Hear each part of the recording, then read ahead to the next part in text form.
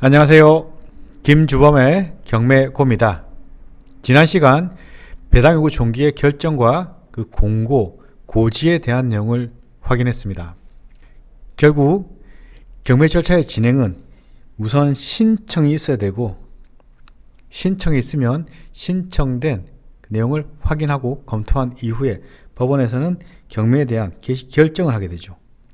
결정 이후의 절차가 지난 시간 보신 배당 요구 종기의 결정, 공고, 고지의 내용입니다. 당해 해당 경매 사건에서 권리가 있는 자들은 반드시 그 권리에 신고를 해야 됩니다. 물론 등기부상에 그 권리에 등기가 있는 자들은 자동으로 배당 요구 신청이 되겠지만, 그렇지 않은 눈에 보이지 않는 권리, 특히나 임차인 같은 경우에는 반드시 권리 신고를 해야 됩니다. 그렇지 않으면 배당 기회를 상실하기 때문이죠. 이 권리 신고 및 배당 요구 신청서의 형식은 이렇습니다. 지금 보시는 내용은 일반적인 임차인이 하는 권리 신고의 내용이죠. 권리 신고 겸 배당 요구 신청서, 이렇게 내가 이런 권리와 이런 배당을 신청합니다 라는 취지의 내용을 기재해야 됩니다. 그 서식은 대법원 사이트에서 확인할 수 있고 법원에도 비치되어 있습니다. 이 권리 신고 그리고 배당 요구 신청할 때는 어떤 경우에도 그렇습니다. 이 해당 사건에 대한 번호를 기재해야 되겠죠. 부동산 경매는 그 약칭이 타경으로 하기로 정해져 있습니다. 따라서 타경이 보이면 부동산 경매 사건이다 라고 확인할 수 있는 겁니다. 예컨대 경매 신청한 날짜가 오늘 날짜인 2023년 3월 21일일 때, 이때 경매 신청을 했다면 신청과 동시에 이 사건 번호가 나옵니다. 하나의 사건 번호는 고유 번호로서 경매가 종결될 때까지 계속 유지되는 것입니다. 2023은 타경 앞에 붙습니다. 따라서 2023 타경이 되는 것이고, 그리고 그 고유 번호인 이 별도의 사건 번호는 접수된 순번대로 진행됩니다. 예컨대 3월 21일 날 접수했지만 그 해당 연도는 23년은 1월 1일부터 시작이 되죠. 1월 1일은 통상적으로 빨간 날이니까 1월 2일쯤 이렇게 접수되는 첫 번째 사건이 2023년 1호가 되는 것이고, 우리는 3월 20일쯤 접수했으니까 한참 뒤겠죠. 그 접수된 순번대로 번호가 나오면서 이 정도 되면 예컨대 한 3000번 정도 이렇게 접수된 순서대로 타경 뒤에 붙는 것입니다. 우리가 사건 번호를 가지고 이 사건은 2023년도에 접수된 사건이고 3000번째 접수된 부동산 경매 사건이겠구나 라고 확인할 수 있는 것이죠. 따라서 사건 번호를 기재합니다. 2023년 우리 접수 번호는 3000번, 이렇게 부동산 강제 경매인지 임의 경매인지 표시를 하고, 이 진행되는 사건의 채권자가 누구인지, 채무자가 누구인지, 소유자가 누구인지 기재를 해야 되는 것이죠. 임차인의 권리 신고 같은 경우에는 이 신청하는 본인은 이 사건 경매 절차에서 임대 보증금을 우선 변제받기 위해서 이렇게 권리 신고 겸 배당 요구 신청을 한다는 취지이고, 따라서 내가 우선 변제 요건이 되기 때문에 우선 배당해 주세요, 이런 기재를 해야 되는 것입니다. 그리고 이 아래에는 우선 변제받기 위한 일정한 요건, 계약 일자가 언제인지, 계약 당사자인 임대인과 임차인이 누구인지, 본인이 임차인이 되겠죠. 그리고 임대차 기간이 언제부터 언제까지인지, 전세라면 전세 보증금 가령 1억 원, 반전세라면 보증금 3천에 월 50만 원 이렇게. 그리고 임차 부분이 전부라면 별도로 도면이 필요 없습니다. 그렇지 않고 일부라면 별도의 도면, 가령 내가 있는 2층인데 2층은 이렇게 생겼어요. 복도가 있고 내가 여기 있습니다. 이런 형식의 도면을 간단하게 그려 주셔야 되는 겁니다. 그 주택 인도일을 기재해야 됩니다. 입주한 날이 되겠죠. 전입신고한 날짜를 기재합니다. 확정일자를 받았는지 받지 않았는지, 받았다면 유예 체크하고 날짜 기재되겠죠. 받지 않았다면 무로 체크하면 되겠죠. 혹시 내가 전세권 또는 임차권 등기를 했다면 그 등기에 대한 유무도 표시하게 됩니다. 유라면 언제 했는지, 그리고 그 접수 번호가 어떻게 되는지도 표시하는 것이죠. 그 첨부 서류는 임대차 계약서 사본과 주민등록 등본이 필요합니다. 제출한 날짜와 내 이름을 기재하고 도장을 찍어서 첨부 서류를 구비하고 해당 법원에 제출을 해야 되는 것입니다. 이 내용을 보면 경매계에서는 확인할 수 있습니다. 이 친구가 현재 임차인이고 임차 보증금은 전세구나 또는 반전세구나, 그리고 인도한 날짜가 이 날짜구나. 따라서 전입한 날짜를 같이 보니까 이 사람이 이때부터 대항력이 있구나. 대항력 취득 시기를 확인하는 것이죠. 전세권 설정 또는 임차권 등기를 하지 않은 임차인은 반드시 이 권리 신고 겸 배당금 신청을 해야 배당받을 수 있는 지위를 확보하게 되는 것입니다. 물론 본인이 이사를 가지 않겠다 이럴 때는 배당금 신청을 따로 할 필요가 없습니다. 계속 전입과 주택의 점유를 유지하면서 다음 사람에게 승계시키면 된 것이죠. 일반적인 채권자가 하는 배당금 신청입니다. 별도의 권리 신고에 대한 취지를 기재할 필요가 없겠죠. 배당금 신청을 할 때는 마찬가지로 사건 번호 2023 타경 3000번 이 사건 번호를 보고 확인할 수 있죠. 23년도에 제출된 3000번째 경매 사건이네 이 강제경매인지 임의경매인지 표시해야 되겠죠.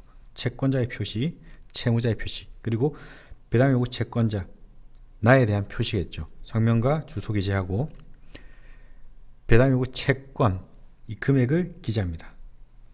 그 이유가 가령 서울중앙지방법원 2022 가단 2005 대여금 청구 사건에서 집행에 있는 판결 정원에 기한 채권이 1억이 있습니다. 그리고 이 원금 1억에 대해서 판결상 2022년 10월 10일부터 다 가늘나까지 연 12%의 비율로 계산한 돈을 받을 채권도 있습니다. 이런 취지로 이 원금과 이자에 대한 기재를 해야 되는 것이죠. 만약 이자에 대한 기재를 하지 않았다 이러면 원금밖에 배당해 주지 않습니다. 따라서 내가 배당을 신청할 채권이 있으면 원금과 이자는 반드시 기재를 해야 됩니다. 그리고 신청 원인은 이렇게 이 사건에 대해서 강제경매 사건 또는 임의경매 사건에 대해서 채권자는 채무자에 대해서 이 집행에 있는 정본, 집행권한을 가지고 있다. 따라서 이 매각대금에서 배당요구 신청을 하니까 나도 배당해 주세요. 이런 취지의 신고라는 것이죠. 등기되지 않은 일반 채권자의 지위라면 반드시 배당요구 종기일 이내에 신고를 하지 않으면 배당받을 수 있는 기회를 상실하게 되는 것입니다. 선순위 대항력이 있는 임차인은 신고하지 않더라도 대항력을 인수시킬 수 있겠지만 그렇지 않은 일반 채권자의 지위, 즉 임차인이라 하더라도 내가 순위 없는 채권자라든지 또는 일반 채권자, 즉 등기되지 않은 집행권한을 갖춘 자는 반드시 신고를 해야 되는 것입니다. 신청하는 그 날짜와 그 본인 성명 기재하고 법원의 표시와 연락처를 기재하고 내가 가지고 있는 채권이 어떤 것이다 라는 내용, 즉 판결문이 있다, 집행권한을 첨부해서 같이 제출해야 되는 것입니다. 같은 취지의 내용입니다. 법원에서는 채권의 신고에 최고 그리고 통지를 하게 되는데 이 법원에서 경매 개시 결정을 했을 때에는 첫 번째 경매 개시 결정을 하기 전에 이미 등기되어 있는 가압류 채권자, 그리고 매각으로 소멸하는 등기된 우선 변제 청구권자, 저당권자를 말한 거겠죠. 가등기 담보 등에 관한 법률 제16조 1항에 기한 가등기 권리자, 이자가 담보 가등기인지 또는 청구권 보존을 위한 가등기인지 그 여부를 알기 위해서 채권하는 것입니다. 그 외에도 공과금 주관 공공기관에 대한 채권의 유무를 신고하도록 하는데, 이 공과금 주관 공공기관이라 하면 이 세무서를 말합니다. 소재지의 세무서, 그리고 지방자치단체, 시, 군, 구, 자치구로 말하는 것이겠죠. 그 외에도 이 사건이 공장이라면 이 관세청에도 별도로 통지를 하게 됩니다. 또한 이 국민건강보험공단에도 채권 신고에 통지를 하게 되는데, 결국 이렇게 통지하는 이유는 해당 부동산에 대해서 이 세무서 또는 시군구청에서 물린 세금이 있다면 당신들도 신고해서 받아라는 뜻이겠죠. 같은 공공기관이기 때문에 그에 따른 편의를 좀 봐준다는 뜻이겠죠. 마찬가지로 관세청에도 이 공장이라면 통지를 하게 됩니다.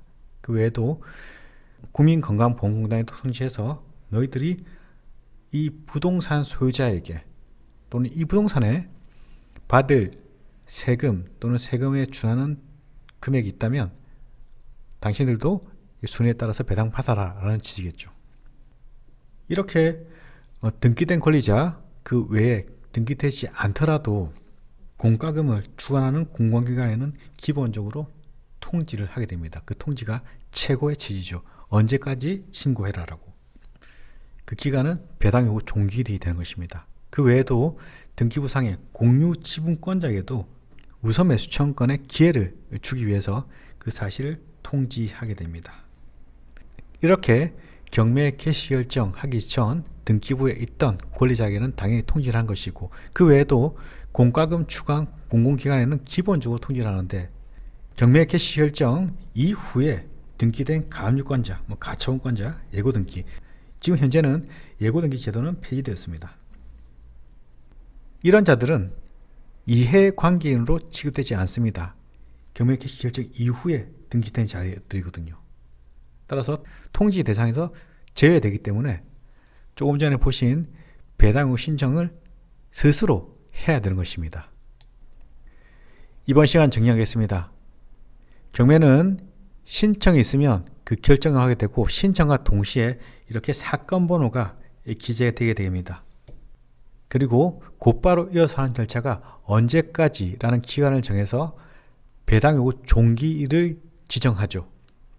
이 종기일 이내에 이미 등기부상에 기재된, 즉 이렇게 사건 번호를 부여하면서 경매 개시 결정 취지에 대한 결정을 하기 전 이미 등기된 부동산 위의 권리자들은 별도로 신고를 안 하더라도 기본적인 이해관계로 분류됩니다. 그 외에도 공과금을 주관하는 공공기관 또한 자연스럽게 통지를 하기 때문에 체납된 금액이 있다면 배분 요구 신청으로서 인정받을 수 있겠죠. 그렇지 않은 임차인 또는 일반 채권자, 즉 집행권을 갖췄지만 또는 집행권을 갖추지 못한 가압류한 채권자는 이 경매 개시 결정 이후에 권리를 취득했다면, 또는 이미 가지고 있던 권리가 있지만 등기부상에 표상이 되지 않는다, 이때에는 반드시 권리 신고 겸 배당 요구 신청을 해야 되는 것입니다. 특히나 임차인이 계속 이 집에 거주할 수 있는 요건, 즉 대항력이 없다면 반드시 신고를 해야 일부라도 배당받을 수 있는 지위를 갖게 되는 것입니다. 그 형식은 이렇게 임차인이라면 이런 형식으로 기재되는 것이고, 일반 채권자라면 배당 후 신청의 형식으로 신고를 해야 되는 것입니다. 이번 시간은 채권 신고 그리고 최고 통지에 대한 내용을 위주로 간략히 살펴봤습니다. 다음 시간에 뵙겠습니다.